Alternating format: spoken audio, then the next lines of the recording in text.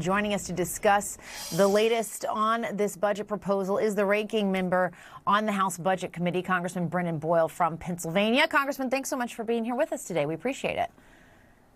Yeah, happy to be with you. It is timely to have you on because we are getting this breaking news that the House Speaker has put out what appears to be a pretty clean CR. I'm curious what your response is. Well, I certainly welcome it. Obviously, as the House Democratic leader, Hakeem Jeffries, said in his statement, we'll have to review it to make sure it really is a clean CR. But if it is as advertised, it is a positive step forward to solving this problem in a bipartisan way.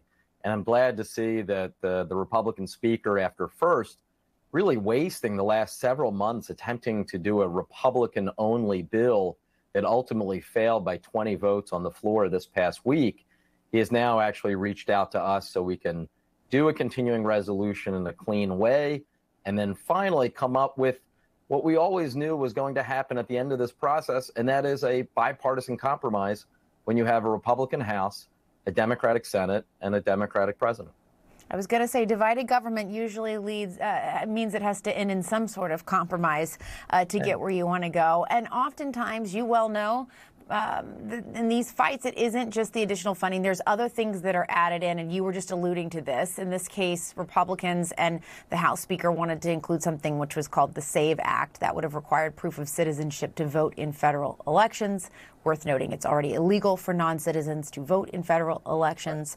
So now we've arrived at this place where, as you're saying, and it appears to us as well, that it is just a clean CR. If it is indeed that, do you think that's something you can support and that this could move forward pretty quickly? Yeah, I am very confident that if it's a clean CR, you would see a big bipartisan Democratic vote. Once again, however, though, I think Speaker Johnson will have problems on his own side, both from former President Trump, who has openly said he wants a government shutdown, as well as the typical hardliners within the House Republican Conference, who are always a no matter what the issue is. But House Democrats, I'm confident, are willing to stand up for the American people and make sure that we don't have a completely unnecessary and costly government shutdown. All right. I also want to talk to you a little bit about the Commonwealth of Pennsylvania, where you live and reside, once again likely to be the center of the political universe in this presidential election. Back in 2020, it took 4 days to count the votes and declare the winner. And, of course, in that race, it was President Biden. Do you anticipate it's going to take or could potentially take days again to count the votes? So first, I have to say, as a proud Pennsylvanian, we enjoy our moment in the spotlight every 4 years as the biggest battleground state. But I do also want to make sure the American people understand the reason why it took 4 days to count our ballots last time is not because we're slow counters in Pennsylvania. It is because the Republican-controlled legislature actually does something in this state that doesn't happen in most other states, and that is there is a prohibition against the state election board from being able to count the early ballots that they receive. That is not the way the law is in some 43 other states.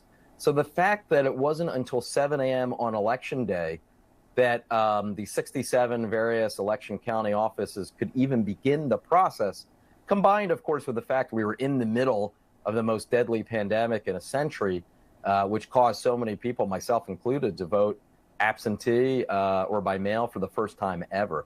Now, looking forward to this November 5th, I am hopeful that it will not take the 4 days that it took last time, in part because you will have fewer people voting by mail. However, if this is another incredibly close election and the margin comes down to just 10,000 votes or fewer, then there could be a delay which pushes us into the day after the election.